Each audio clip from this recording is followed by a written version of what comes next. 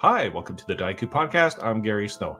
Today, I welcome back a friend of the show, Shannon Appelcline, the author of Designers and Dragons, which contains the foundational history of role-playing games and currently has 4 volumes for the 70s, 80s, 90s, and 2000s.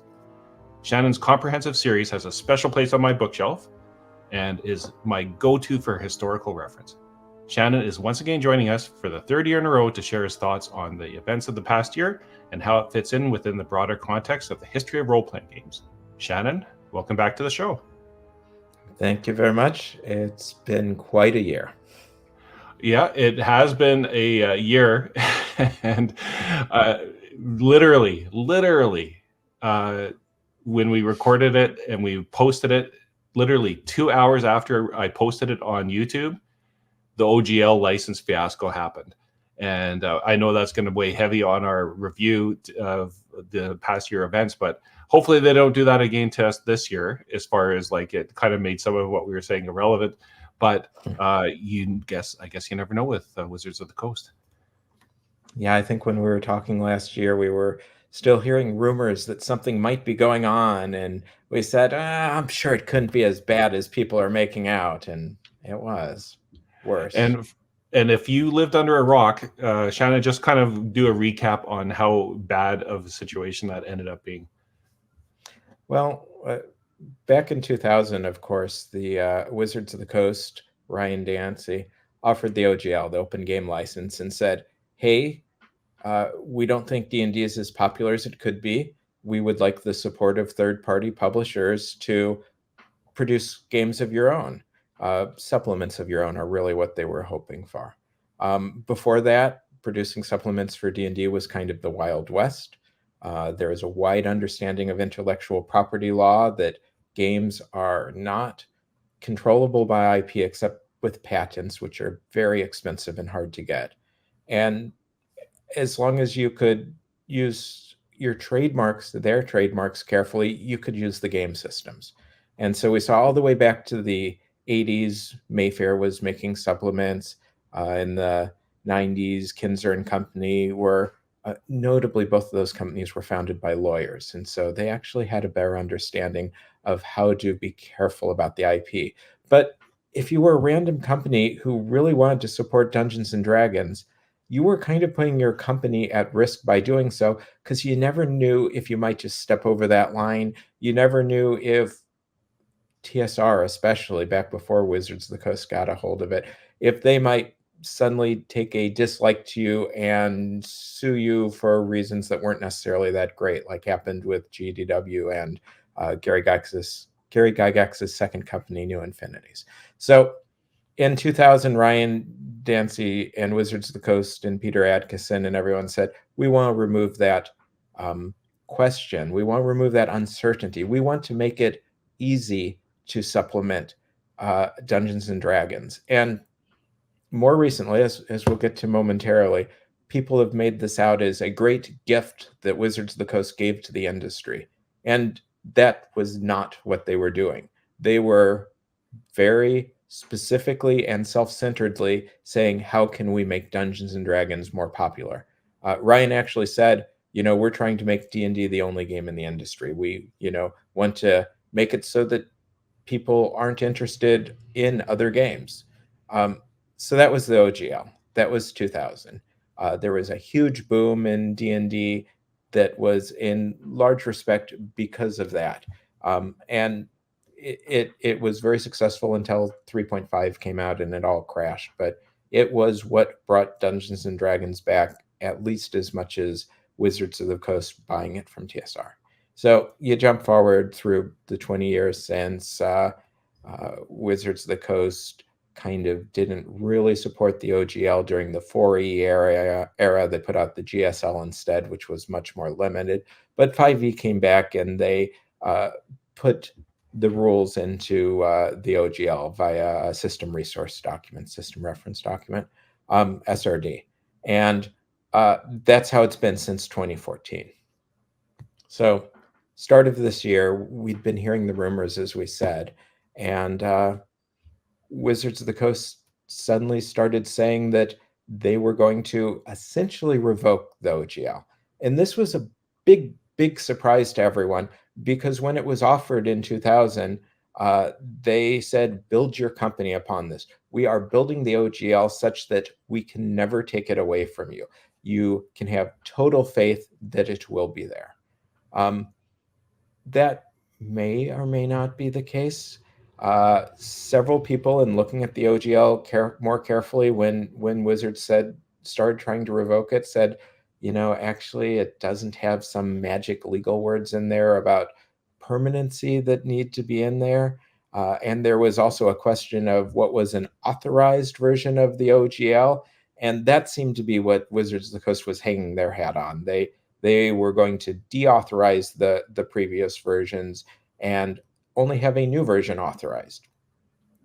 And as we got deeper and deeper into this over the course of January, it became obvious that the new version was going to give them the ability to censor material from third parties, possibly after it had already been printed, which would mean that third parties would have to destroy books, which would just be ruinous in the role-playing industry, and that they were going to demand royalties from people who were making, I forget, $1 million a year. It was some fairly high number. There's a threshold, but yeah, and not everybody would be affected.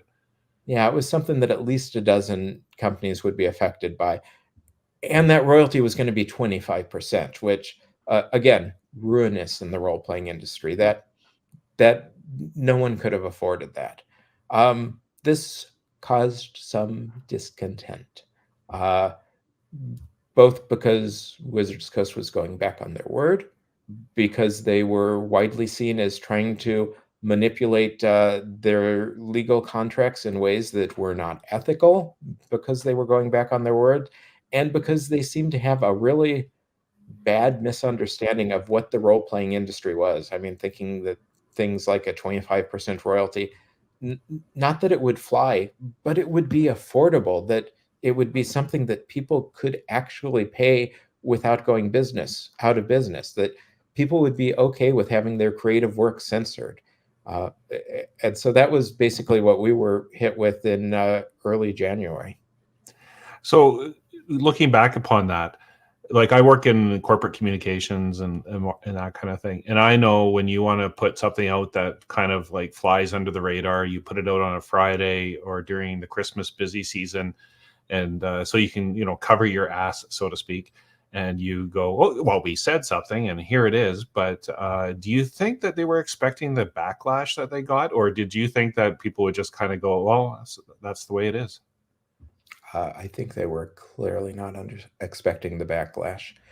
They'd apparently already talked with some of their biggest people who were involved with making supplements. They had put out contracts and tried to get them signed, as far as we can tell. They clearly thought, hey, we've covered our bases. Like I said, I think a large part of the problem was they do not understand the industry, the people who were making the decisions. We have since heard that people in design development, the ones actually hands-on with role-playing, who do understand the industry, that they were telling them, no, this is not going to go well. I think clearly the backlash was not expected, especially not to the degree. And we saw that because a couple of different times over the very long month of January, there were notably long delays in them putting out a announcement or news, it getting torn apart by the industry, and then them sitting on a reply for, seems like forever, but it was probably a week or so. That says they weren't ready. They didn't know how to respond. They were not getting the response they expected. And is this history repeating itself from the TSR days, where basically corporate folks took over the gaming component of the TSR franchise or company? Probably. It's a little hard to say from the outside. All you can really see are the evidence of what happened. Certainly from the TSR days, we heard that there was a large division between corporate and design, that corporate looked down on design, that design did not like corporate. We heard that Lorraine Williams did not like gamers. I don't know how much of this is actually any more than secondhand, but it's been secondhanded so many times that you have to start to believe it. And I certainly haven't heard that people in corporate at Wizards of the Coast don't like gamers. They just don't seem to have much interaction with them. And this is looking back upon the industry over time. And I know you've talked about sometimes there's very creative people that really don't understand the business side of things. So they create like interesting products and then they eventually just can't sustain it. But then you also have these kind of situations where they have business people that don't understand the creative part and they put themselves into a corner and to their own disadvantage because they just don't understand the hobby or the industry. I think that's a really fair way to look at it. There have been so many companies that have crashed because the creatives were running things and they didn't know how to. I mean, I used to work at Chaosium and, we had good accountants, but the people running the company were the creators at the company, and they weren't always the best people to do it. I mean, Chaosium essentially, well, they were at least bought out after I worked for them, and so they were pretty close to out of business. So yeah, we kind of need those suits managers to have successful businesses, but then we do also run to this other problem. But I think that's a really good way of looking at, hey, it's not all bad. It's not great the other way either. And so basically what happened is you had a whole bunch of, I guess what you'd call maybe influencers, whether on YouTube, primarily that were like really pushing back against the OGL. There was like grassroots movements to cancel D&D Beyond subscriptions. And just between all that bad PR and the subscriptions, and they were actually hitting their bottom line at Wizards of the Coast, and they finally did the mea culpa and they put the 5E into Creative Commons. Yeah, I'm not sure how much of a mea culpa I'd call it. I mean, certainly the current head of D&D, Kyle Brinks, he offered some apologies, but it never entirely felt to me that they were admitting everything. They were still saying things like, we never intended that to be a contract, the thing that they sent out for signing from people. But I guess that's beside the point. Yes, they put D&D into the Creative Commons. There was a lot of speculation of, it's going to be irrelevant because the new version out at the 50th anniversary is going to be incompatible. And that seems to have been totally unfounded. We've been getting previews of the D&D books at PAX this year. They look really cool, the 50th anniversary ones, and they're still holding with them being totally compatible. So I think them putting D&D into the Creative Commons is still very meaningful. And that wasn't their only kind of miscue on the year. It just kind of seemed like it was not not their year. And so they had a disastrous creator summit with a lot of the YouTube influencers that I mentioned earlier. And that didn't really go over that well. Yeah, they seem to be trying to use it. It was in March or April to try and paper over their problems that had happened with the OGL. And I heard multiple people say that they felt like they were being used just as props. And after, the second or third droning info commercial from Wizards, the influencers started asking some very pointed questions, not just about the OGL, but about diversity at Wizards of the Coast and other problems that have been ongoing for the last couple of years. And they turned it around, and I don't think it was what Wizards expected. And then they also had brouhaha over the Pinkertons going to somebody that received some Magic the Gathering cards by mistake, apparently. Yeah, maybe by mistake. It's never actually been explained how he got them, but the point is that Wizards of the Coast thought it was appropriate to use an extra legal police force, the kind of thing that you use to coerce and intimidate people when you are rich and are powerful, to get back some cards that had already had a video made of it. I mean, I think in the modern day, hiring the Pinkertons should practically be disqualifying. You should understand that they have not been good people. They are not good people. Extra legal police forces are not good things. And the fact that a toy company thinks that they need an extra legal police force is very, very disturbing.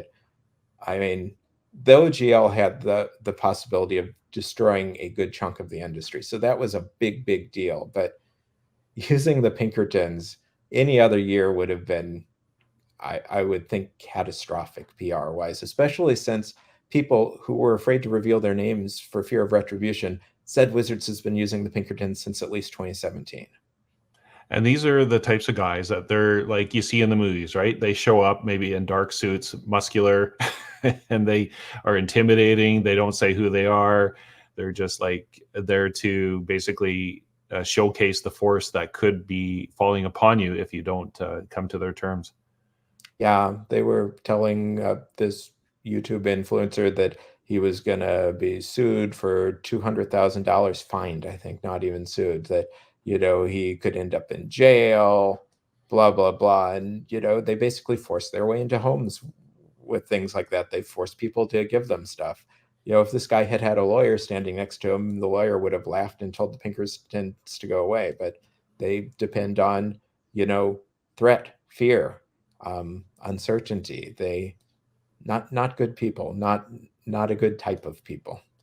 I mean, they're not the people who were murdering strikers in the 1800s, but they're the descendants of that in a maybe more civilized modern society.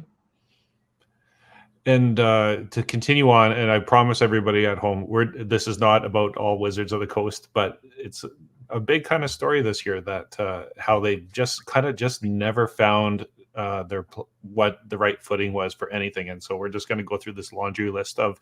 They also published some AI art. Yeah, accidental to a certain extent. You can't blame him because it was an artist who did the work. It wasn't even straight AI work. He had his originals and then he used AIs to improve it. And if you look at the two, the improved AI are just so much worse than the originals. And it, maybe had been sitting around for 2 years or something, but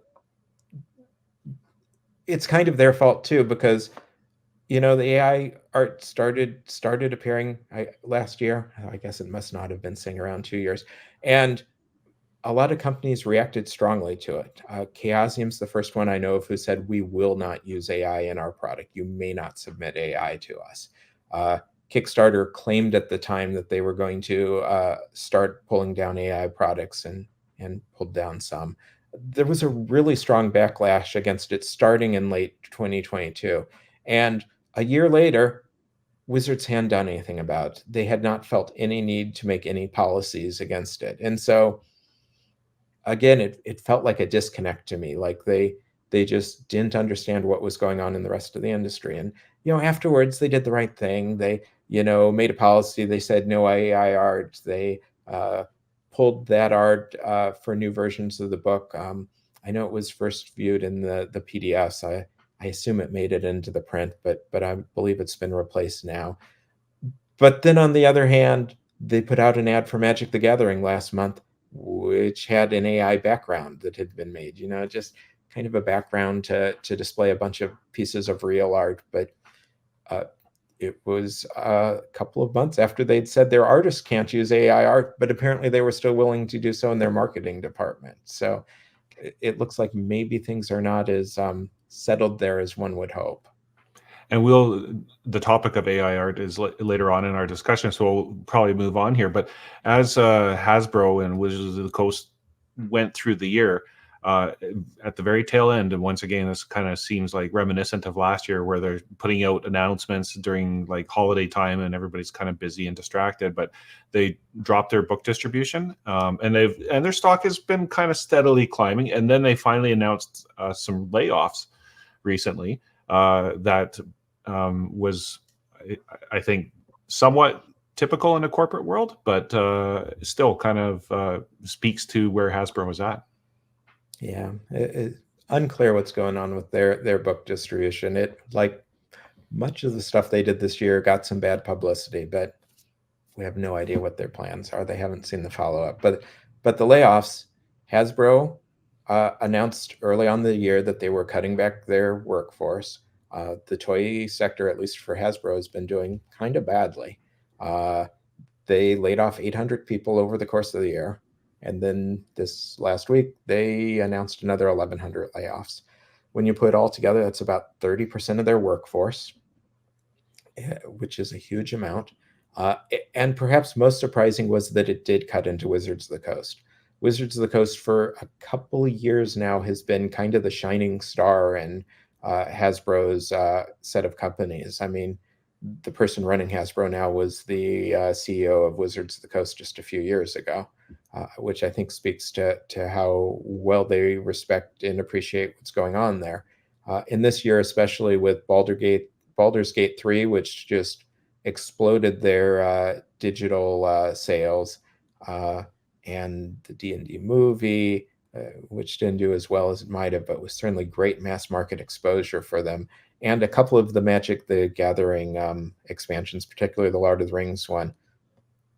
Wizards of the Coast did great money-wise from what we know from the outside, but I mean, Hasbro has to talk about some of their stuff in their quarterly reports. And so the fact that they were cutting people was a shock, and they cut really senior staff. They cut Mike Merles, I think is the name that everyone saw, who has been out of D&D for a couple of years. But, you know, he was the architect of D&D 5e, which is what all of their success currently is built on. He was a prime consultant working on Baldur's Gate 3. He was working on some of those Magic the Gathering supplements that did so well. But they cut a lot of senior people. And the thing is, Hasbro's been cutting senior people from Wizards of the Coast for 24 years. It has created a real vacuum at the company, which I think is exactly what causes problems like the OGL thing. They don't understand the industry because they've cut the people with the best experience in the industry, and so they do really stupid stuff. And all of this on the cusp of the 50th anniversary and the relaunch of whether they want to call it 1D&D, 5.5, or 6. And you said you saw some sneak peeks of that. Is that correct? Yeah, I mean, they're saying, I think it was PAX where they talked a fair amount about the player's handbook and touched on the new Dungeon Master Guide and the new Monster Manual. The player's handbook is going to be the biggest rule book they've ever put out. Besides the 12 core classes, it's going to have 48 subclasses, or maybe 48 classes total. I'm not quite sure which, but 48 or 60, that's amazing. That's so much variety, so much variability. Wouldn't they have loved it if we were talking about how tremendously cool that is? And that's tremendously cool. That's a book. I haven't played D&D in several years, and still, I want that book. They should be doing that instead of, you know, trying to, you know, get money from the rest of the industry through royalties. They're the big dogs. Their sales are going to, you know, overshadow anyone else's anytime. All they have to do to properly monetize D&D is make great books. And from what we've seen so far of the 50th anniversary player's handbook, and they're very explicit, it's not 5.5, it's not 6. It's going to be totally compatible, or at least as totally compatible as it can with things like race and such changing. It looks like it's going to be a great book. That's all they need to do to be really successful. And great games like Baldur's Gate 3 too. Just don't screw up. Essentially, you've mean, got the lottery ticket that just cash it in, and rather than screw up. Sometimes you talk about a game and you say, this is so-and-so's game to lose. It's no one's game to win. It's their game to lose. And, you know, the role-playing industry has been D&D's game to lose for all of its life. But and then speaking of the opportunities that their screw-ups presented themselves, there's right after the OGL fiasco, you saw a lot of lower echelon games, all quality products, kind of get a nice boost from people that were starting to explore elsewhere. I was amazed by all the reports that we saw. Chaosium said that Call of Cthulhu, you know, sold out several months of product in a month. Pathfinder said they sold out 8 months worth of rule book in a month. Other people, reported similar high sell-throughs of their product. And, it wasn't just the fantasy games. It was, let's try a horror role-playing game. Let's try a grittier fantasy game. It was amazing. How much of that'll stick, we'll have to see. But it was really impressive that there were enough people who were upset at what was going on that they were really willing to try out other things, and it made a blip. It was noticeable, more than a blip. And then I know some prominent YouTubers, not myself, because I'm always in this space, but they had Indie Game Month by a few or a handful of YouTubers. And once again, it kind of showcased that they were kind of pushing back against Wizards of the Coast and saying there are other games out there, which I obviously advocate for. But let's talk about some of those games that are kind of chipping away at the market share of Dungeons and Dragons, and who I think are all trying to position themselves to be the new Pathfinder if the new edition of Dungeons and Dragons doesn't have the uptake that they hope. Yeah, we always have to be careful in the industry. No one's ever really managed to be anywhere near Dungeons and Dragons. I sometimes say there's some very limited and extreme periods where maybe some things did slightly better than D&D, but they were time periods when D&D essentially wasn't being printed. 1997, when TSR was on its way out of business, in 2013, which was really between 4th and 5th edition. So I think there were certainly companies that felt like they could take advantage of some of the discontent and offer their visions of gaming that obviously they thought were better, more interesting, and maybe less corporate. You mentioned trying to get where Pathfinder was, and of course Pathfinder itself was in that space too.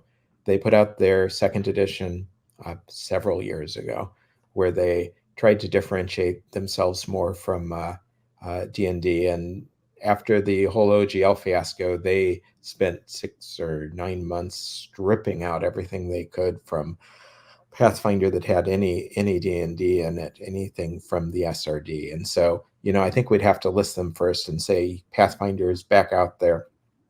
They have probably made sure that they are fairly safe if something does happen again next year, where, who knows what could happen now that D&D is in the Creative Commons. But I mean, D&D 5's in the Creative Commons, and Pathfinder was, of course, built on the D&D 3 SRD, which I don't believe was ever put in, though Wizards claimed they were going to at the time. But of course, the two new big ones are Black Flag and MCDM, both of which I think were in process before the whole OGL fiasco, but they definitely jumped on and said, hey, if you want something other than D&D, here's this. Black Flag became Tales of the Valiant, and you may know more of it than I, because all I really saw was the Kickstarter, in which they managed to raise a good amount of money, and there's been playtest packets out. And the other MCDM is, of course, Matt Colville's game.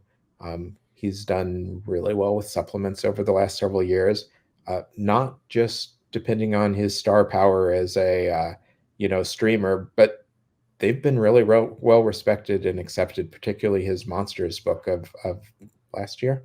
And so MCDM's been getting really good attention. It's on BackerKit, and it right now has raised $3 million. It was $2 million when I looked at it about a week ago when I started thinking about the year-end things. I think it's probably going to end up $5 or $6 million by the time it closes on January 4th. And it advertises itself as being more tactical, more focused on combat when resumes.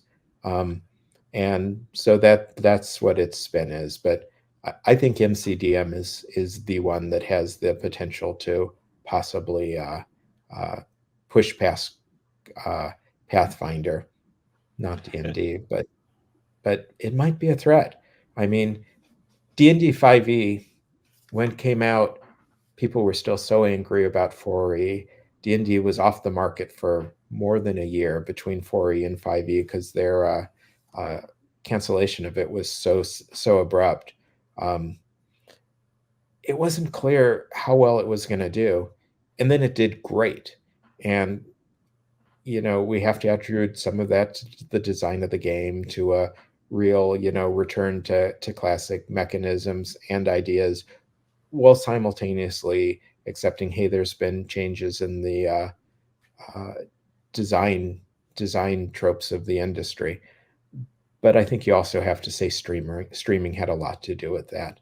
When I look at what made gaming so much more popular in the 2010s in particular, streaming's right up there with Kickstarter. Is probably the two biggest things. And for D&D, it was streaming.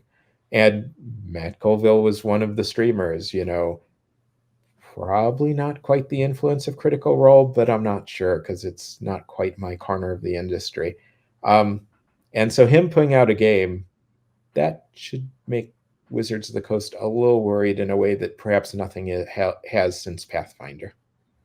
Well, I find the timing of it very interesting because if you look at the fine print, and I don't think maybe a lot of people even care about that, is that it's a 2.5-year wait for this product, and the timing of the backer kit or the crowdfunding for it seems to me like a very strategic move on Matt Colville's part, that he's saying, like, I want to make sure that I undercut D&D before it comes out, and I want people to know that my game is coming. But 2.5-year wait, that is astonishingly long. And I've often said, we hold smaller game designers to a higher standard beyond Far West, which we will talk about later. But that is something that most people say, design the game and have it ready to go before you hit to Kickstarter. But the fact that he put it out there using his leverage as a YouTuber and obviously he's built up a lot of credibility over the years, so people trust that he's going to come through with a good product.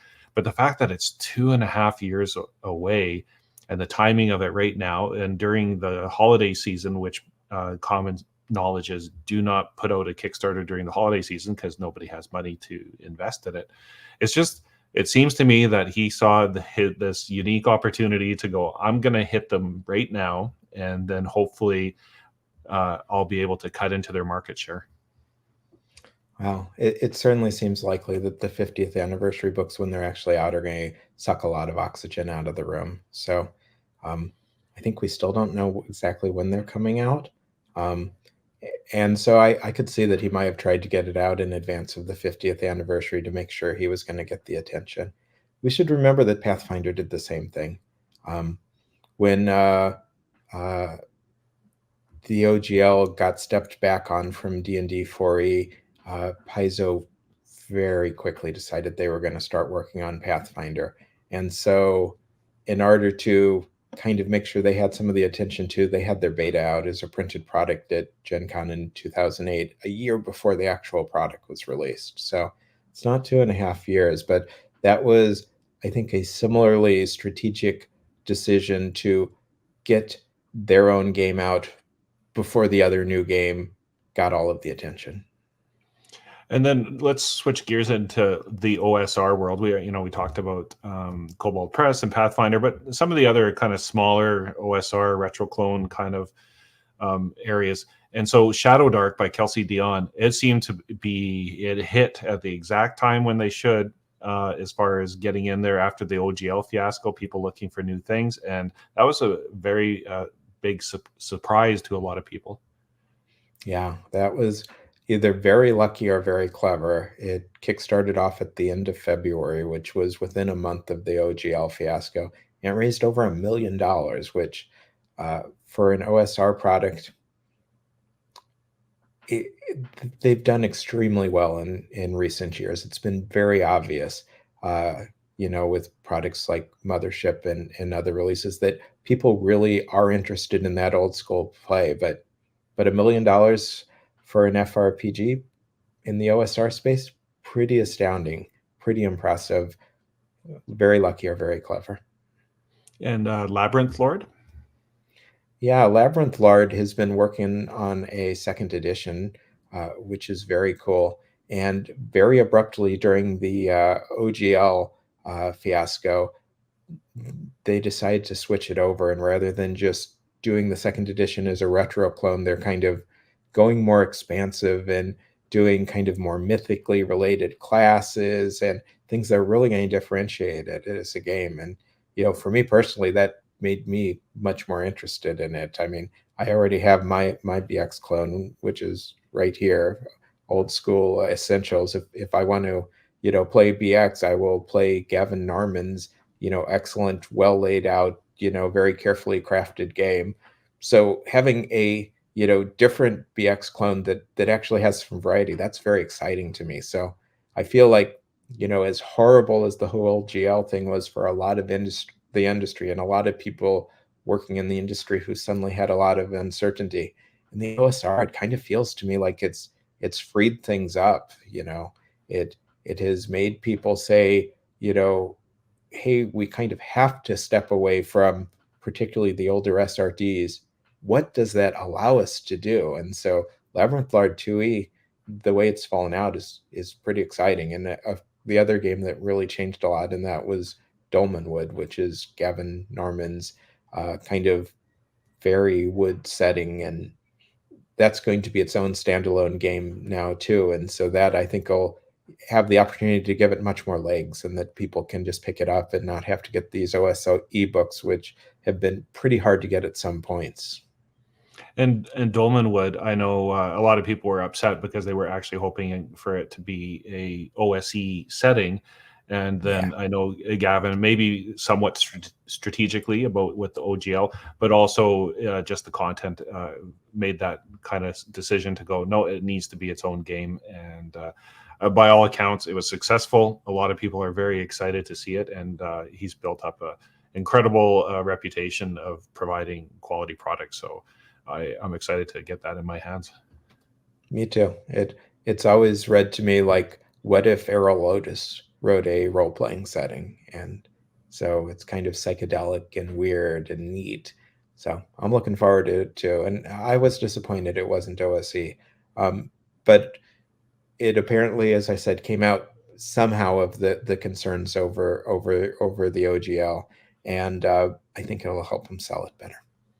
And then a couple other kind of OSR games. DCC, I know Goodman Games has been really pushing it hard since the OGL fiasco, and it seems like it's really starting to gain some traction. I know we'll talk about that they have a indie game design summit coming up, though it kind of fell a little bit weird. But I know that they're really trying to push themselves into the space, as well as Matt Finch also had a new edition of Swords and Wizardry.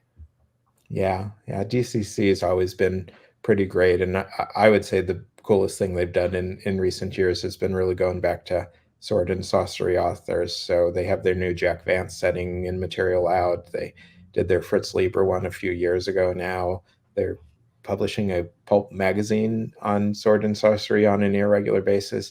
They're doing pretty cool work there. So it's great to see them if they're lifted up by the OGL problems. And yeah, it was great to see Sword and Sorcery back in Matt Finch's hands. And they did a Kickstarter too, raised $150,000 or something like that. He was with Troll Lord Games on it for many years, and now he gets to do it on his own again and really put a spotlight on it. So very cool. Okay, OGL, we can move away for the most part. It's probably going to trickle through for the rest of the stuff, but okay, we got through the OGL part of it. Now we can kind of take a breath here and just talk about the mass market stories, and talking about Critical Role. They played to 12,500 people at the Wembley Arena. And when I saw the picture of that, personally, I was like, I cannot believe that 12,500 people paid good money to go watch people play a role-playing game. It's beyond me that I could actually see that happening, but yet it's a thing. So who knew? Yeah, who knew? I mean, Wembley Arena is a music venue, and it looked like a rock concert.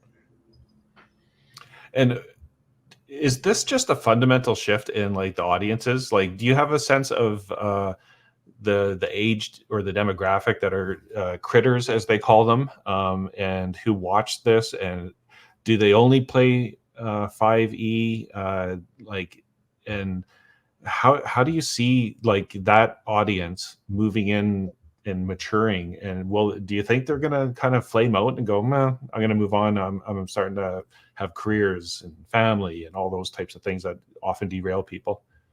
Yeah, it's hard to say. I don't know what their demographics are. Um, I would hope that they are going to, continue playing and continue moving through the rest of the industry, not just D&D. Um, I think I think they represent a fundamental shift in gaming, that you can look at something, and if it lasts a couple of years, you can say that's a trend. And when it lasts 10 years, you can say that's a fundamental change in the way our industry works. And I feel like both streaming of actual play games and Kickstarter are now old enough, more than a decade, that they represent a fundamental change in our industry, and a very positive one, two very positive ones.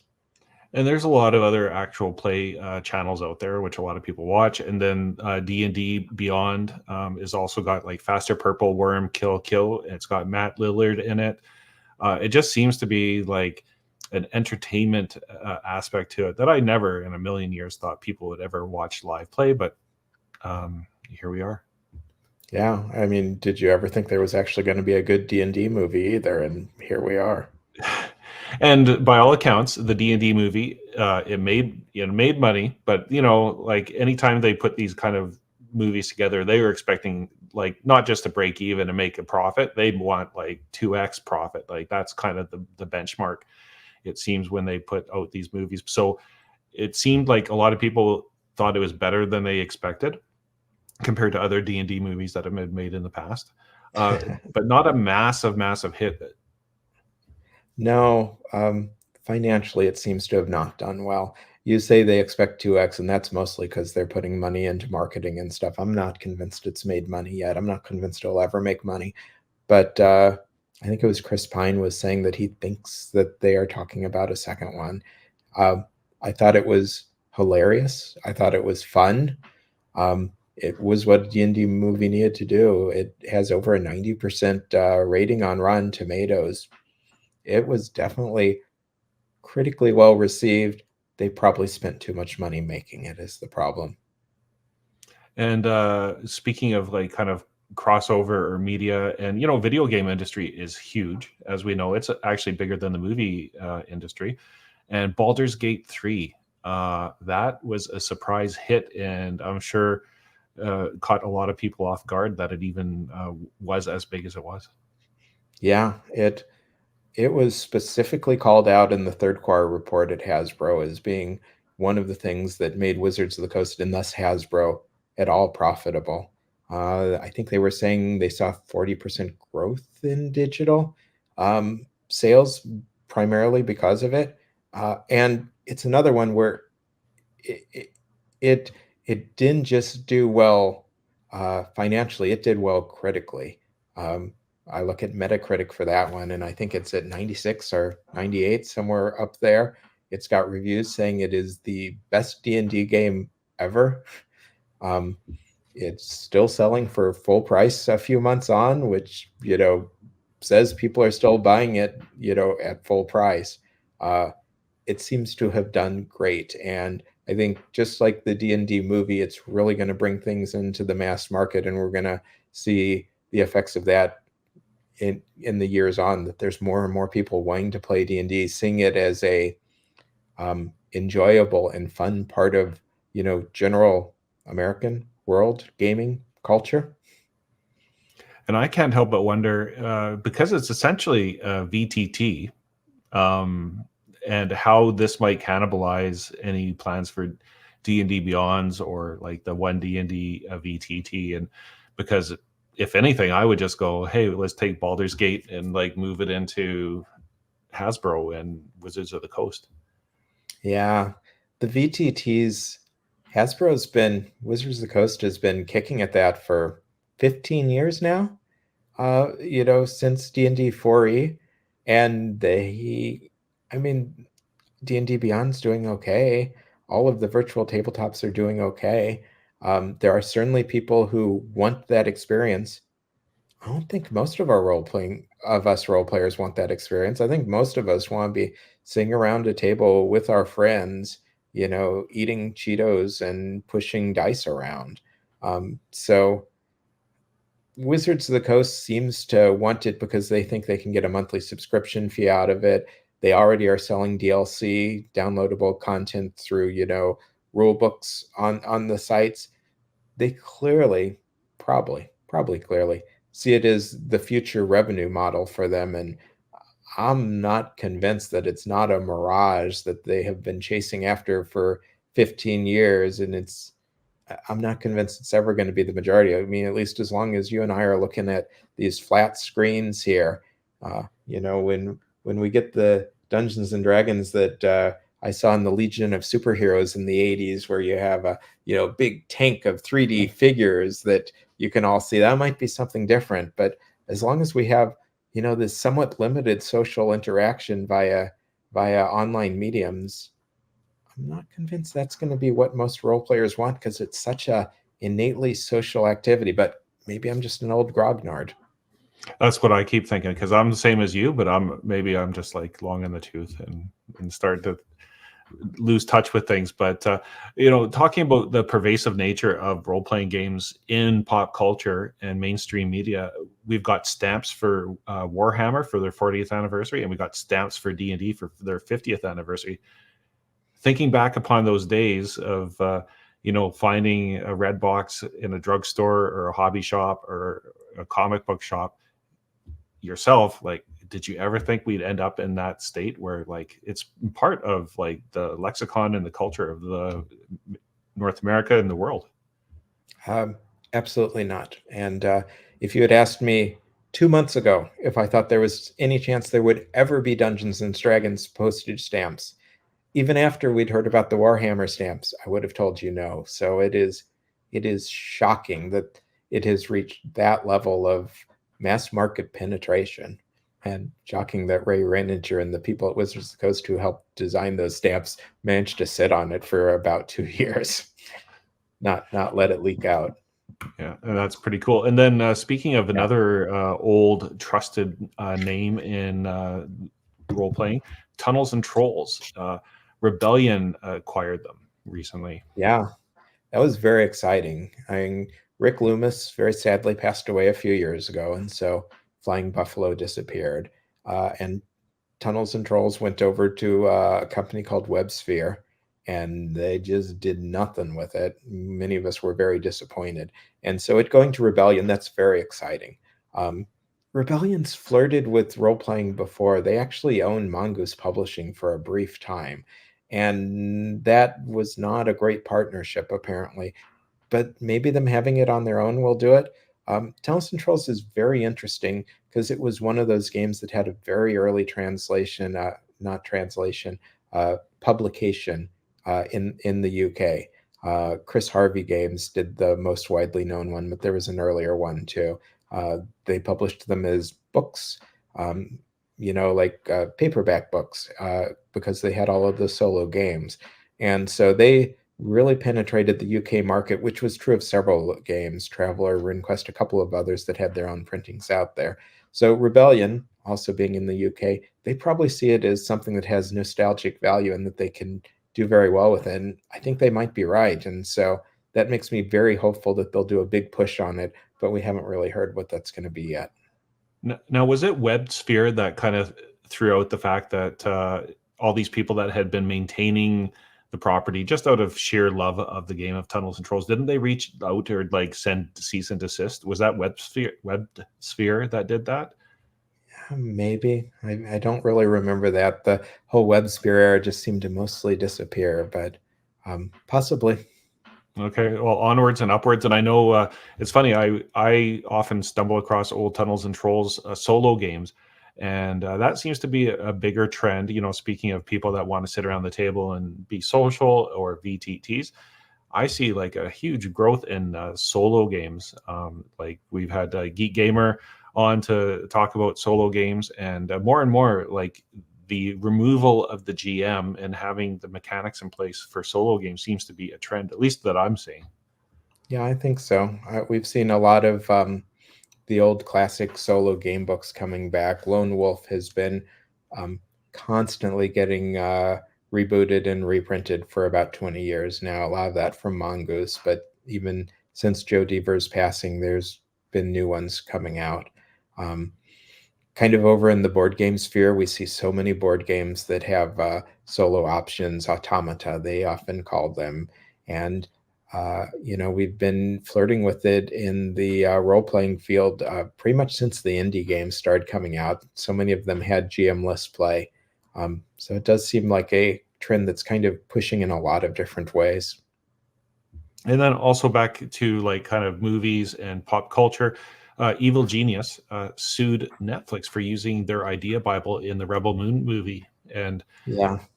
Once again, like you see these opportunities for games to impact movies and movies to impact games, and like it's kind of interesting to see how it worked. And in this case, it didn't work out so well for Evil Genius. Yeah, it's really unclear what happened there. The Evil Genius got a license to produce role-playing games for the Rebel Moon series, and they looked at it and they said, "Wow, there isn't much background here." And so they started putting together the Bible, and it was accepted by Netflix. And then at some point, Netflix said, "Hey, you broke our contract by distributing information on this at one of the trade shows or something," and canceled the contract. And Evil Genius had all of this work they'd done. They had this Bible, which apparently Netflix was happy with and maybe using. But I think the thing that's going to make Lil come of it is that the first Rebel Moon movie came out about a week ago, and it has been trashed up and down. It has a 25% or 26% rating on Rotten Tomatoes right now. Everyone says it is a mess. So certainly Evil Genius is not going to be happy about their lost time, but might be they didn't actually lose an opportunity. And then, speaking of like the coverage that we saw for like the OGL fiasco, I can't help in my little world too here. I see that Dicebreaker announced that they were for sale by the owner of ReadPop, who organizes events like PAX. And then also, speaking of layoffs, Lynn Cortega, who broke the OGL story and was like instrumental in that, was laid off from IO9 Gizmodo in November. And I can't help but kind of see that traditional journalism of how you get word out is kind of changing, and you see the Matt Colvilles of the world that they have a huge presence. Yeah, I think print journalism within our industry is in very bad shape. There is so much of it that is just trash. Not the ones you were talking about, but just even in parallel industries. I used to read some of the comics news sites, and they read like they're written by AIs now, just building on facts that people know, paragraph after paragraph, and they're just horrible. And that will get worse with actual AI writing. And so the fact that the actual good ones, like Lynn, who was providing great reporting on the whole OGL thing, are packing up shop, we're not going to have anything left except the junk and the YouTubers and other people. And I want to be able to sit down and read something, not have to spend an hour watching it. Yeah, and I would say a lot of that is just marketing, advertising revenue. It's social media is like scooping a lot of it, so it's tough for a company like Dicebreaker to sell advertising on their website. Yeah, because it's just not in line with the way things have been moving with social media advertising, and it hasn't been for a long time. I ran RPGNet for many years, and the advertising revenue we pulled in was always much less than it should have been for the impressions we had, or so it felt. And then you end up where, not to say any of these publications, but then you get that sloppy journalism where it's just copy, cut, paste, and that's Top a story 10 and hope. lists and yeah. All that kind of stuff. In conventions, we're back in full swing after COVID happened, and then last year was better, and then this year got back into full swing. But the audacity that could almost be a role-playing game itself, maybe it's like Honey Heist or Blades in the Dark, Gen Con Card Thieves. That was pretty incredible to hear that story, and actually the volume of what they stole and the value of it. Holy smokes. Yeah. $250,000 worth of cards seems to be what they settled on. And these were two guys, game designers, actually, allegedly. Allegedly, these two guys just walked on and grabbed a cart full of Magic the Gathering cards from a retailer, or plopped them on a card, I don't know which, and just walked out with them. Fortunately, there were people who thought they looked suspicious and took pictures, and I believe there might have been some cameras in the area too. They have arrested these two game designers who allegedly took these cards, as is shown in all these pictures. And they're up for felony theft charges because the value was so high. But man, it's just awful that at our top gaming convention of the year, maybe one of the biggest places other than, our own dining room tables, that we really feel safe and a part of a community, that there's people doing that. But I mean, it's not surprising. The community's gone so big. Well, it's amazing what you can get away with a clipboard and a confident smile, and walk in and see what happens. And then also Wizards of the Coast, maybe in efforts to kind of build back some bridges, or also now back into conventions. Yeah, it was such a shock when they stepped back from it during the 4E era. So, if the OGL Fiasco is what brought them back to conventions, and they're just doing minor stuff, but still, that's going to be a big plus, because, as I said, I think one of their biggest problems is a disconnect from the community, which means it's not going to do any good if they just have the designers there, because the designers, they know the community. But if they actually get some of their management there, that's what I think would make a difference. And so now moving into our kind of crowdfunding recap of the year, and we'll start off with Kickstarter, Far West. And for those that don't know about Far West, just give us a recant or retelling of the long saga of the game Far West on Kickstarter. So Far West was Gareth Michael Skarka's WotC / Western RPG.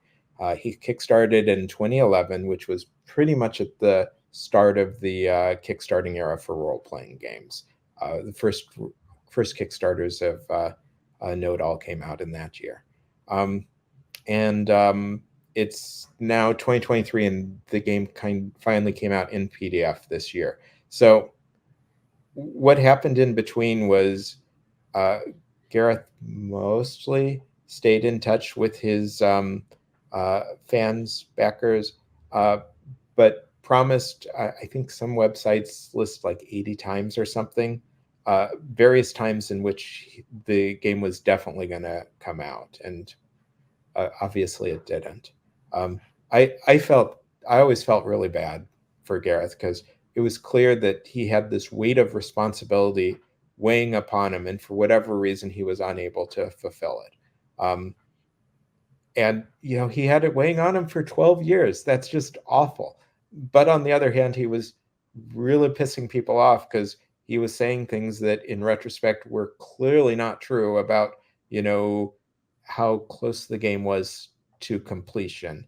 And so, on the one hand, it was a really strong example of the dangers of Kickstarter, that if you offer up something that is not yet done, which is perfectly okay by Kickstarter rules, especially if it's a creative project, you might find yourself in a position where you do not feel creatively able to produce the product. Because, I mean, when we write, when we draw, when we do whatever creative things, you have to be in the mindset to do it. You can't just, sit down and do it without producing crap if you're not in that mindset. And I think the anxiety and tension over an unfulfilled Kickstarter is just going to make that worse and worse. So it certainly showed that danger. But I also think there were a lot of people who were really mean to Gareth for a very long time over a relatively small amount of money. And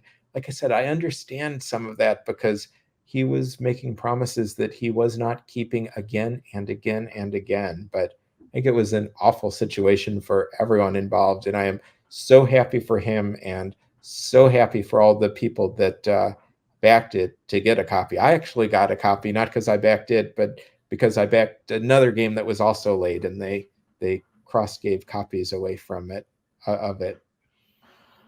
Well, I couldn't.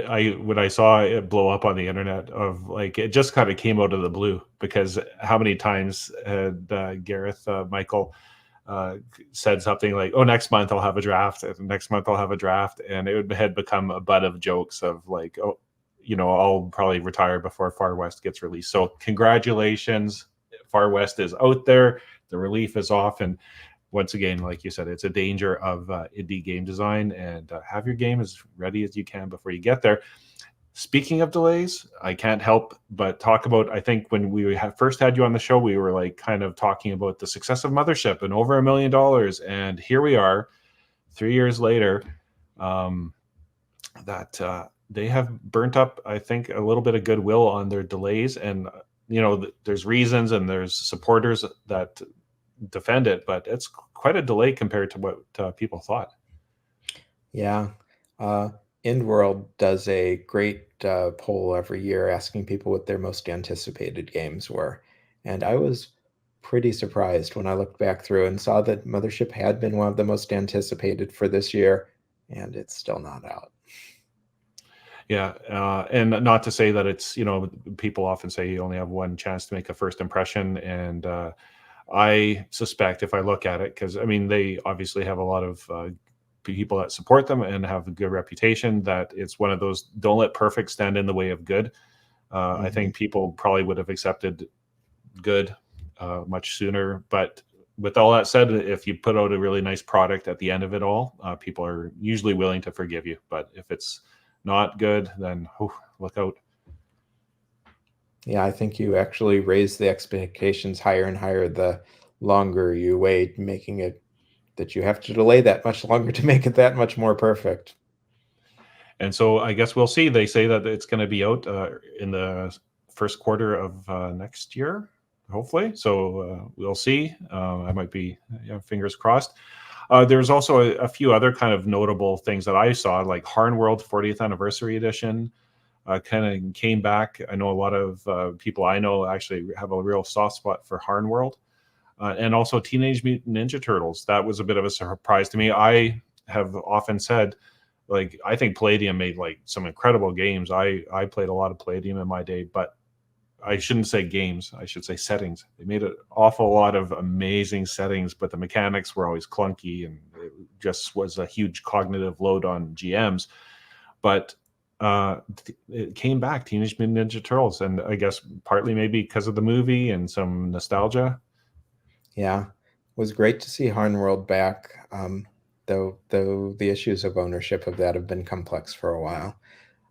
Teenage Mutant Ninja Turtles, I think it raised $3 million. It was somewhere around there. I was shocked. I saw a lot of people saying at the time, I think people are going to be pretty surprised when they see the game, because it's a very 1980s game design, unless it's being massively revamped. It originally grew out of a D&D variant that went into Palladium Fantasy and then eventually to their other games, and it is a complex, dense game system. I mean, I used it to play Robotech many years ago, and I was confused by the various levels of damage and the real complexity of it. So I'm shocked to see it do so well, and I hope people are very happy when they get the product. But it was surprising. Well, Shannon, it's easy. You got hit points, you got SDC, you got MDC. It's very easy. Come on, you should you should know this stuff.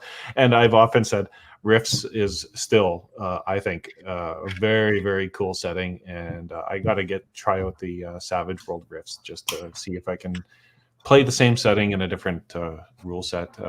And then also, as far as shipping costs for Kickstarter, I mean, shipping costs have gone up everywhere for all crowdfunding.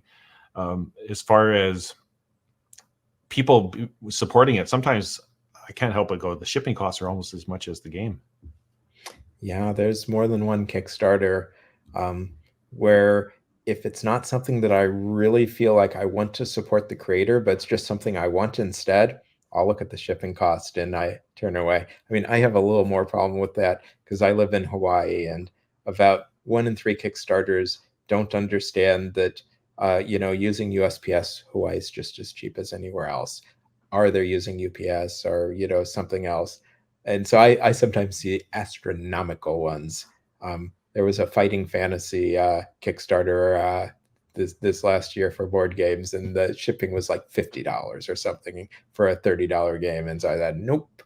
But yeah, I mean, they have continued going up. We certainly saw big problems in the middle of the pandemic, but they don't really seem to have recovered from that.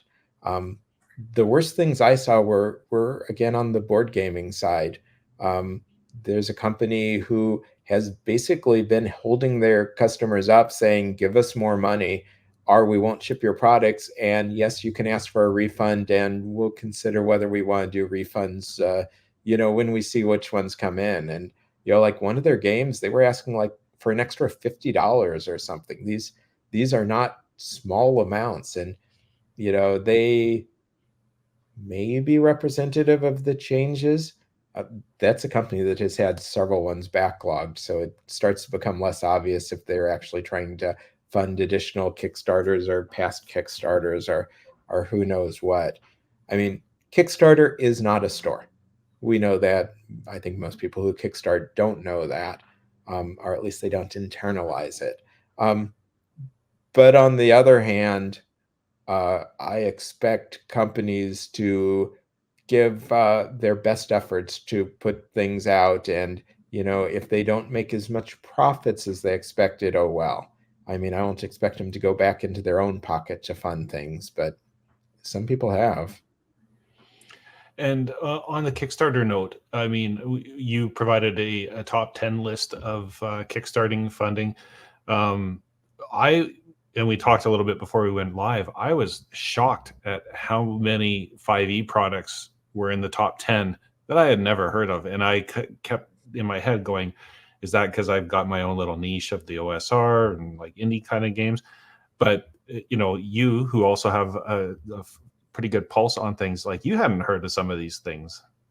Yeah, I mean, 5e seems to do very well on Kickstarter. You said top 10 list, and it's a list of Kickstarters over $1 million. So these are highly successful Kickstarters. And maybe they're streamers I don't know of. If you do a popular stream, you can get 10 or 20,000 people who will buy your product no matter what. And that's enough to hit that $1 million level. It's more than enough. So I don't know exactly where they're coming from, other than the fact that I will say 5e is very successful. Wizards of the Coast has been telling us that for several years. It took us a few years to really believe it. It is very obviously true. And there's probably people like me that just still refuse to believe it. So it's, it's probably to my own detriment, but we'll see what happens. And then Backer Kit. Kickstarter has always relied upon other people for fulfillment, and that's always been like an Achilles heel, I guess, as far as like you always needed to figure that piece out, and they refused to get into it. And then Backer Kit said, well, we'll take care of that. And then they did that very successfully. And now they said, well, guess what? We'll just take on the front end of it too and push Kickstarter out. So they had a big splash with Gloomhaven.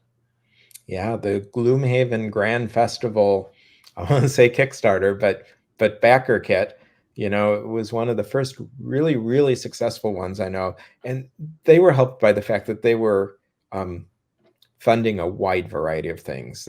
We're funding a Gloomhaven role-playing game, which has some star names on it and looks really neat. Second edition of Gloomhaven, I think, was in there. I'm not sure all what. So they had a lot of things that you could spend your money in. You could fund for hundreds and hundreds of dollars. But they also raised $5 million from that. Buy a backer kit. I think that may be what showed a lot of people it was very viable. And we've had 2 more backer kits of full-on role-playing games, because like I said, the Gloomhaven had other stuff mixed in, that have exceeded $1 million on backer kit.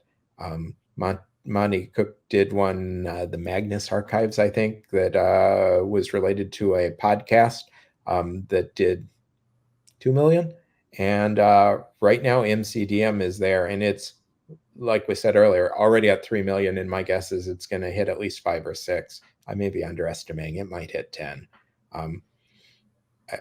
Those clearly show, hey, why not just get on backer kit? You only have to pay out once, and they will let people back for a while, and then they'll do all the normal stuff they do that you don't want to, the context fulfillment, downloads, whatever you get through there. So it seems like a one-stop solution could be deadly to Kickstarter.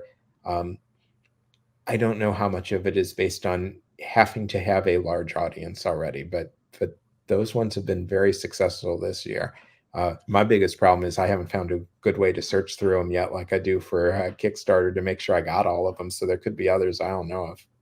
Yeah, discoverability is always a problem with any of these platforms. And I have to say, and I have no proof of this, but I can't help but think that backer kit basically went to the folks at Gloomhaven and said, hey, we'll reduce our commission if you come on, because they wanted to hook some of the big players. But that's just speculation. However it happened, it certainly showed how viable it is as an alternative, which hasn't been true for GameFound in the role-playing industry. They were the other big one that people were really experimenting with. And, this year I could find 2 that exceeded $100,000, which, when I stopped, listing all the Kickstarters over 100,000 a few years ago, there were over 100.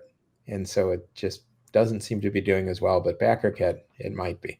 GameFound seems to be doing very good for board games, but it's all about where your audience is.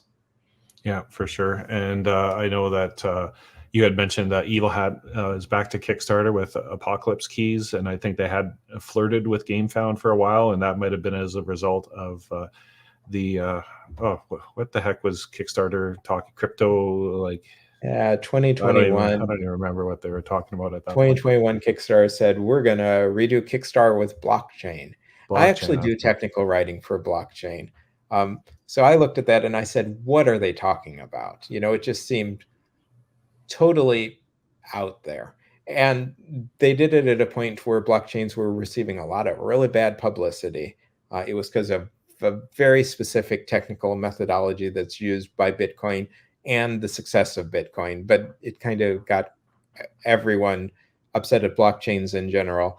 And, so they introduced the thing that didn't make any sense, that gave them lots of bad publicity, that got people talking about leaving the platform. It was as bad as what Wizards was doing this year, except they didn't keep doubling down on it. So yeah, Evil Hat, I know they tried one thing out on GameFound. I don't know if it was their big plan to do it or not, but as you say, their newest material seems back on Kickstarter, and I would guess that's probably people are saying we should probably stay here. There's several different crowdfunding platforms, and to date, Kickstarter's the only one that's been really successful for role-playing games, but they've also been introducing more and more restrictions causing people problem, the biggest ones being the limitation on simultaneous unfulfilled campaigns. And so I know Russ Morrissey over at InWorld was saying, the limit is such that we can't actually put as much into the pipeline as we want. We have to stop and pause, even though, we have the model where we can push them all through. We know what we're doing. We can't do it with their new rules. And So that's another thing that's pushed some people off of Kickstarter to use others, but only for their subsidiary things that they don't think are going to do as well anyways. And then on that note, Kickstarter and AI, basically Kickstarter said, okay, we're done. No AI, or at least you have to notify people that it is AI. And there was a couple AI products that kind of came out, and backlash, and as we're trying to find our footing in what AI means to the industry. Yeah. 2022 Kickstarter put out a week notice that, they were going to put some restrictions on AI. And they knocked off a few Kickstarters that were exclusively AI stuff. But this year, as you say, they've let people kickstart things with notices. Riot Minds put out some 5e products that had AI in them, and they got some bad publicity, and they seem to do okay on them. The biggest one I saw was a huge Terraforming Mars, which is, again, a board game, Kickstarter, which, they said, yeah, we're using AI, and they raised millions of dollars, I believe, despite that. Despite some people being very angry about it. I mean, I didn't back it, and I love the game, and I wanted one of the supplements they were putting out, but... And so more and more you see that come down to almost like a moral choice for a lot of people, that do you support indie game designers and indie artists, and or not? And so it'll be interesting to see what happens over time, because AI art is steadily improving, and even for graphic design and that kind of thing, you see it all the time, that you can have generative fills that do a lot of the stuff that cloning might have done in the past. And so where do you draw the line for any of that stuff? And so uncharted territory, I'd say, for a lot of people in the game design industry. Yeah, one of my biggest problems with it personally is I feel like it is great to have AIs, computers, robots, whatever, doing work that is not fulfilling for us.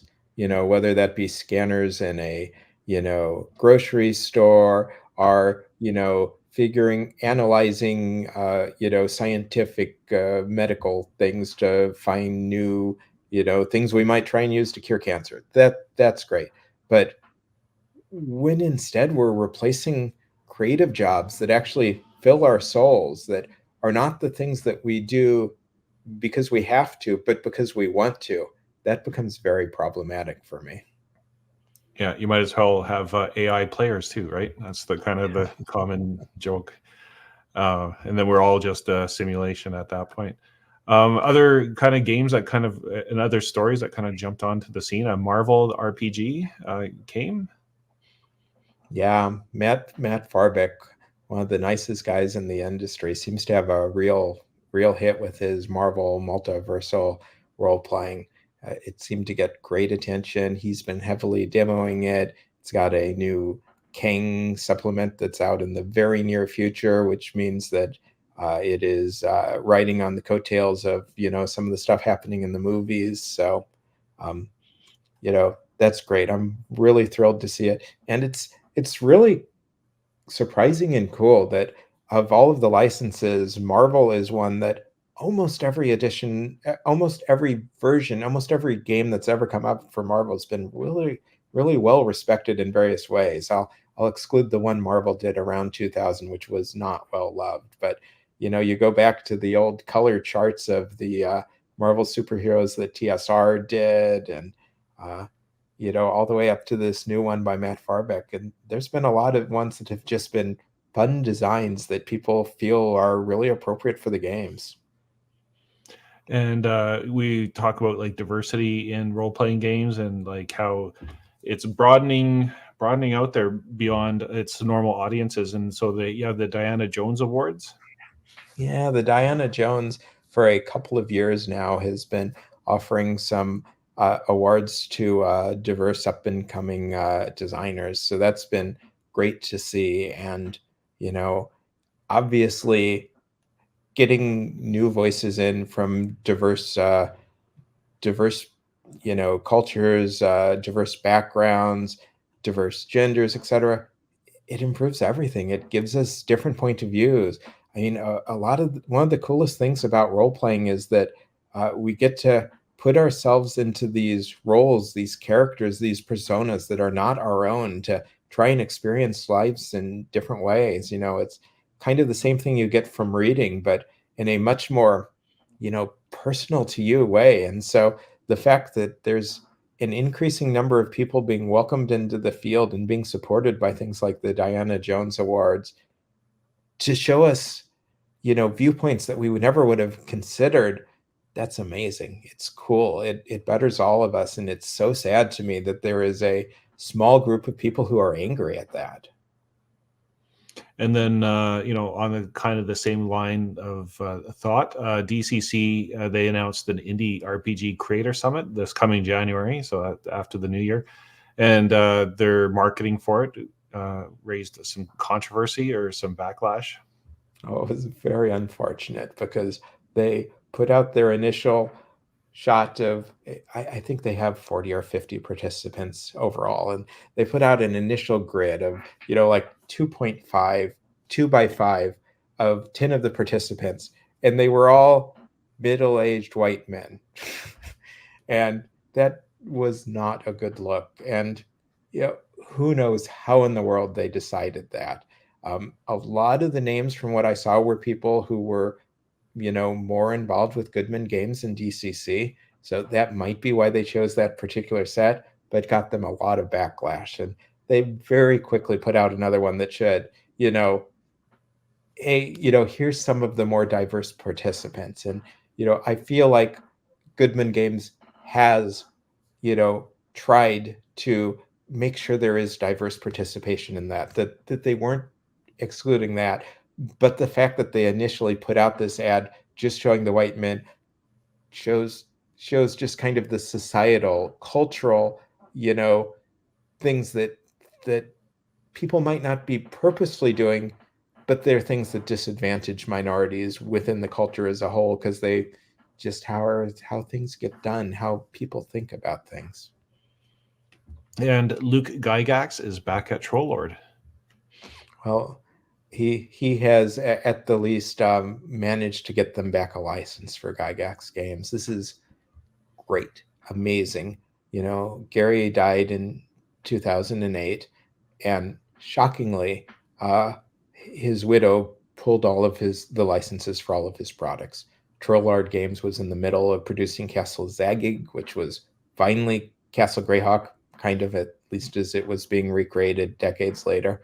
They had the various fantasy world books. I think they had just started reprinting the Guard the Rogue in a nice hardcover for the first book.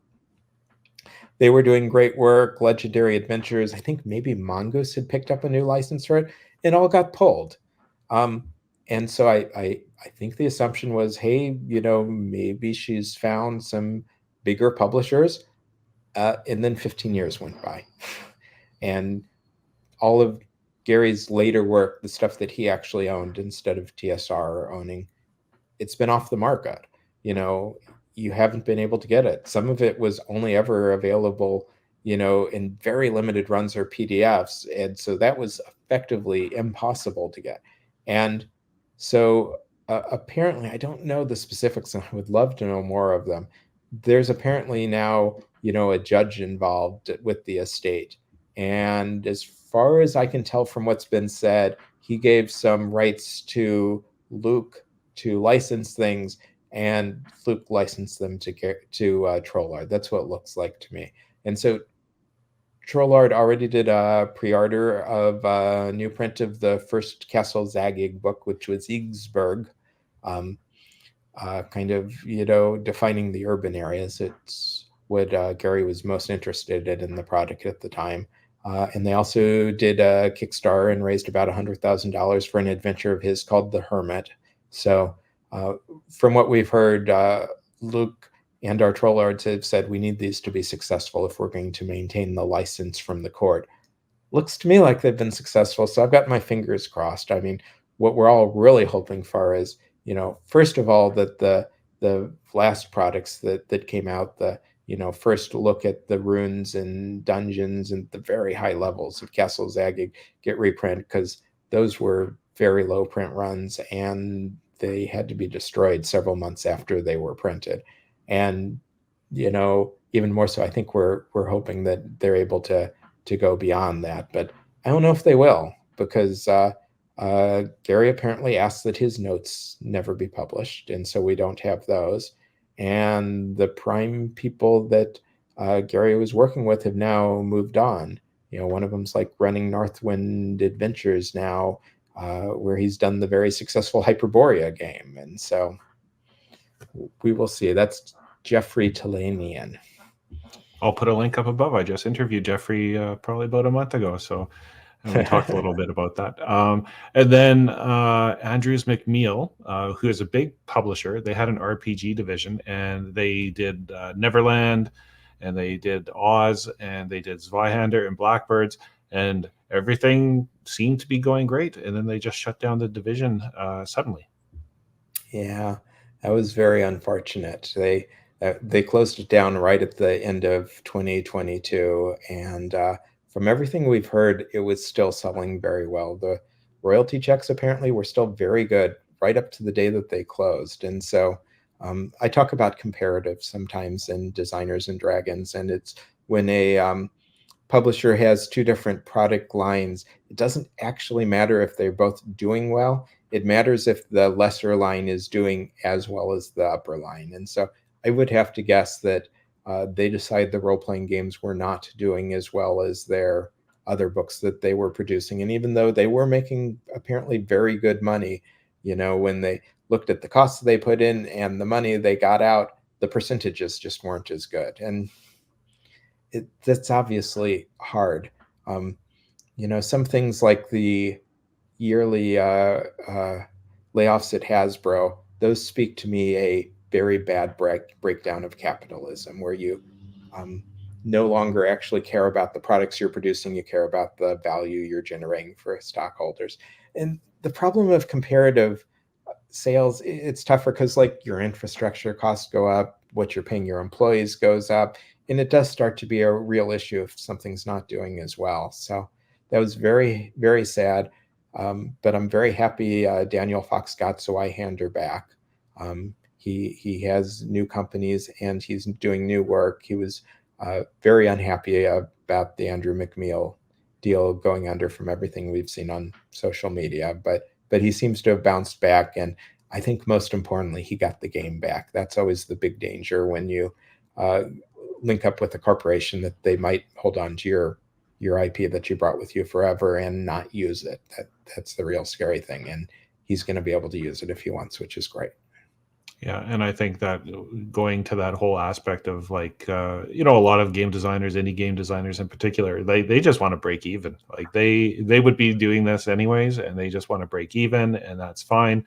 And then on top of that, when you make the deal with the big publisher, deal with the devil, so to speak, you might get more prominence out there on bookshelves, but at the same time, you kind of lose your IP and why you're doing it in the first place. So that's always the battle that you run into, right? Is what makes sense for you as an indie game designer.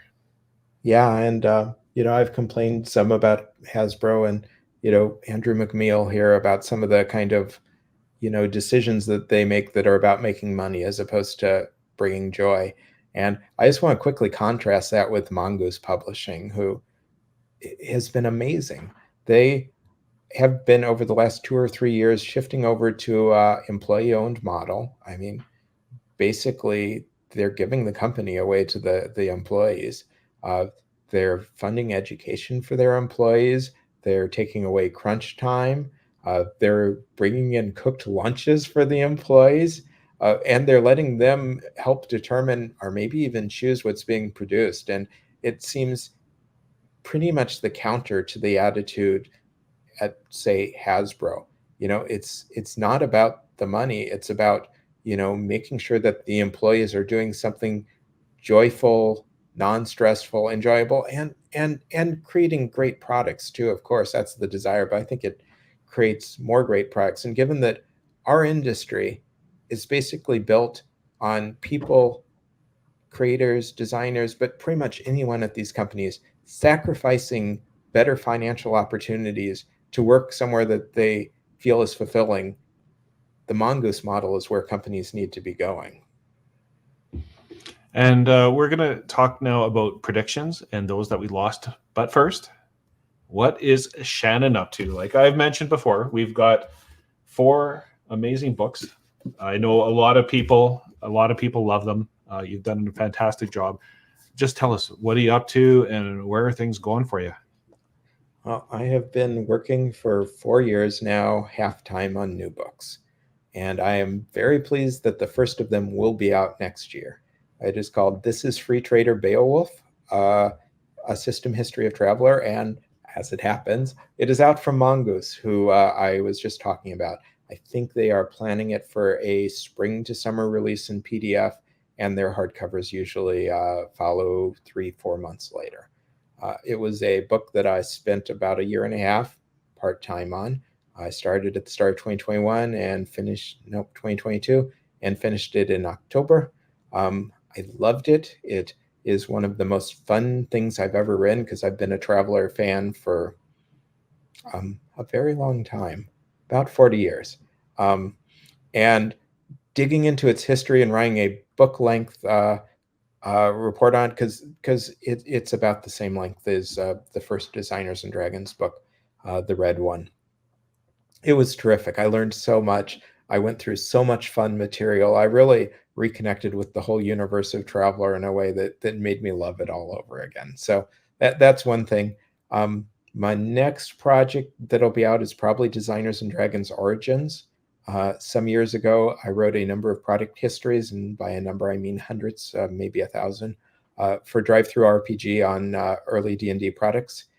And I have consolidated the first 1.5 decades of those, OD&D, AD&D First Edition, and Basic D&D and Mystara, into a series of 4 books. I am right now waiting for some final comments and incorporating some final comments. Then, because it's 4 books, I have some editing to get them all in final shape to make sure they're all carefully coordinated. And Evil Hat and I have signed a contract for them to publish them.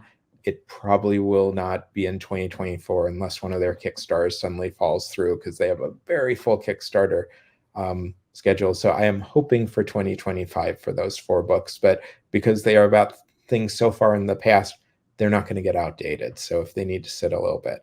And that's not all. I have also, since I started on my new history project time, been working on a series of sequels to Designers and Dragons, covering histories that I did not cover the first time. And so at this point, I am about 6 months away from finishing a first draft of 3 new books.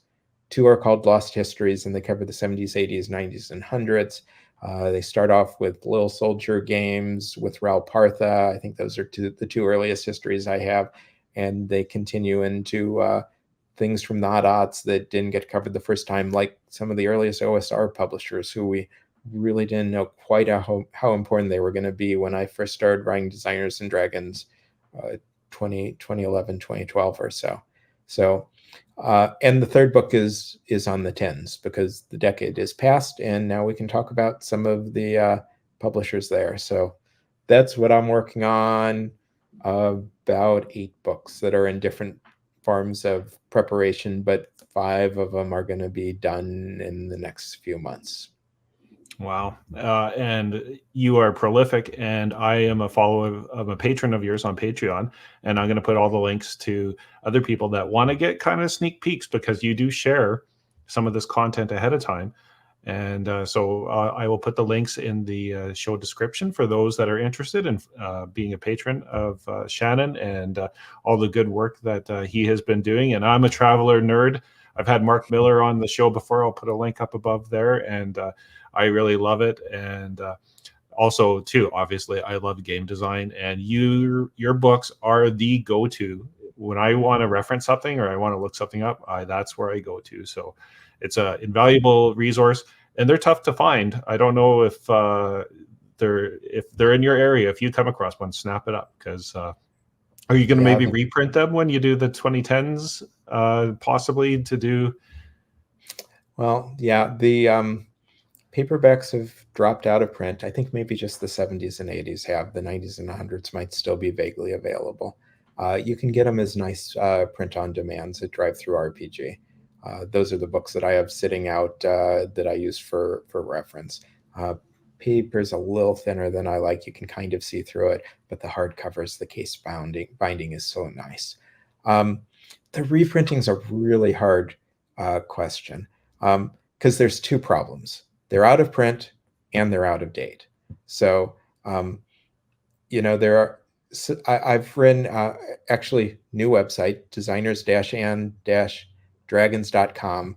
I collected all of my online writings there in the last couple of months. And among them are updates for some. I've got like an update for Chaosium, for Paizo, for Wizards of the Coast. Figuring out how to incorporate those into the books is tough because the Odd Odds book is already 460 pages or something. It's really pushing the limits of what we can do in that size. So I want them to be updated. I want them to be reprinted. I want the new material I'm doing to be distinctive so that people who decide the updates aren't important to them can just grab the new books. And I don't know how all that's going to come down. Evil Ahead and I talked about it a little bit last year, but then we decided to push the Origins books ahead because of the 50th anniversary and the fact that they were closer to done. I don't know how we're going to do it yet. We have to figure something out. It's a tough question. I said, maybe we start breaking them all into 2 books. I don't know. Well, I look forward to seeing it when it does come. And once again, I'll put the links to all of Shannon's socials and Patreon and your new website all in the description. So, and obviously, I'm a big fan, and you produce a lot of great stuff. But so moving on, predictions. Do you have any predictions for this upcoming year? Obviously the 50th anniversary and the new release. That's going to be a big one. Yeah, it's always, we made predictions last year, and I'm curious what we said. I'm certain we did not predict, any of the big things that happened because they were so chaotic. And I mean, it's all a big chaos system. Who knows? The 50th anniversary is one of our few things that we can really say. I think it will be really successful. I think it will bring D&D into the public eye even more than before. I think it will rehabilitate Wizards of the Coast a little bit from their mess-ups of 2023, as long as they don't do more of it in 2024. I think there is some fear that they might try and push some things with VTTs again and with Beyond. I mean, I've seen people saying, as soon as they get 50th anniversary out, they're going to start going after the OGL again. And I mean, that seems irrelevant to me at this point. 5E's in the Creative Commons, 3 isn't, and there's a lot that's built on it, but I don't think Wizards cares about it. I don't think the OSR, they care about Pathfinder probably, and I don't think they care about the OSR books that are built on 3X. So my hope is that it's going to rehabilitate them and really make people happy about the game again. But I have grave concerns after this week because of all of the layoffs. I mean, that just speaks to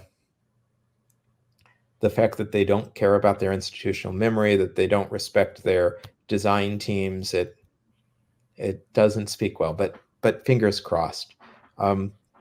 Beyond that, I mean, Tales of the Valiant, it's in playtesting. I don't quite remember the dates for when it's going to be published, but it seems to me that that'll be the first really big post-OGL Fiasco, hey, here's a new fantasy role-playing game. I don't think it's going to, approach Pathfinder, which means it'll be a game that a lot of people love. They'll probably have a lot of design elements in it. MCDM is going to probably be the big one, and that is more than a year out.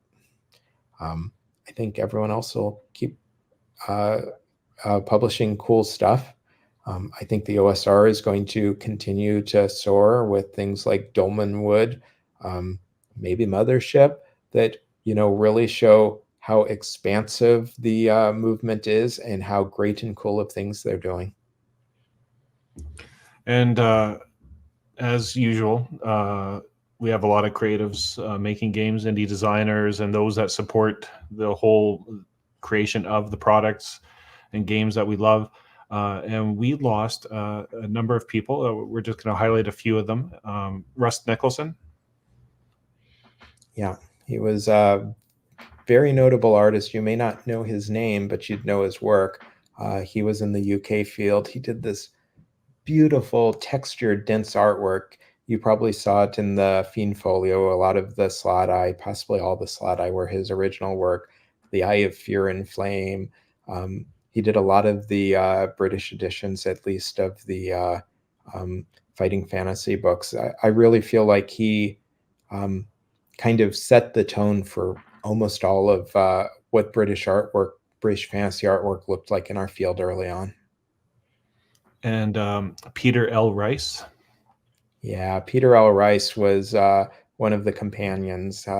Role-playing company you probably haven't heard of today, but in the 80s they were producing supplements for D&D without being named for D&D, as was common at the time, that were kind of amazing for their focus on plots and story and real societal issues. They, were about drugs and prostitution and crime and other things that, weren't in the average dungeon, but were approached as serious issues.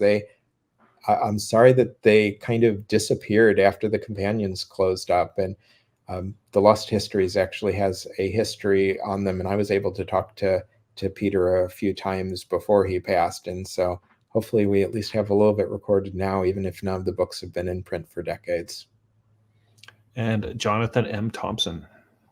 Yeah, he was the founder of Battlefield Publishing. I'm not familiar with most of his work. He was a small indie. I think his kind of biggest latter-day work was on a Robotech role-playing game that came out in 2019 or so. But he also was one of the prime designers on Prime Directive D20, which is, of course, a, not Star Trek, but Starfleet universe RPG in the D20 system. He passed very young and unexpectedly of, infection that he got in his arm, which was pretty shocking to a lot of people, I think. And Darren Watts. Yeah, Darren Watts was one of the defenders of justice, who were the people that took over the hero system in the 2000s and did great things with it. It was, I think, the most prolific and productive period ever for hero games. A lot of that was Darren's partner, Stephen Long, who would write 1 million words a year. And that is not exaggeration. He would write 1 million words a year. But Darren, besides being the co-founder of that, also was a real force on the convention circuit, really mentoring people and helping them and working with them. And he was very gravely missed when he passed. And Teowin Woodruff. Yeah, she was a very notable pioneer for women in game design, working for White Wolf and Wizards, and later co-founding Lone Shark Games. And she was doing it before there were many women in the field. And we'll have more listed in the in memoriam at the end. But I just want to say, Shannon, thank you for joining us again and imparting the wisdom that you've built up over a lifetime of studying the history of role-playing games and why we love them. So just thank you very much for coming on the show again. It's been a pleasure. Always great talking with you. And for those at home, I just want to wish you a safe and happy holidays and a great new year. And indie games is the highlight of the channel and kind of what we strive for. And I really appreciate you being on the journey of sharing all these creative minds and designs that we love to play. So thank you for joining us, and much appreciated. And as we play off some of those that we lost this year, just remember that there's a lot of personalities and people that have shared their passions with us, and it's sad that we've lost them. And so tell the designers that are still around how much you like their work. Exactly.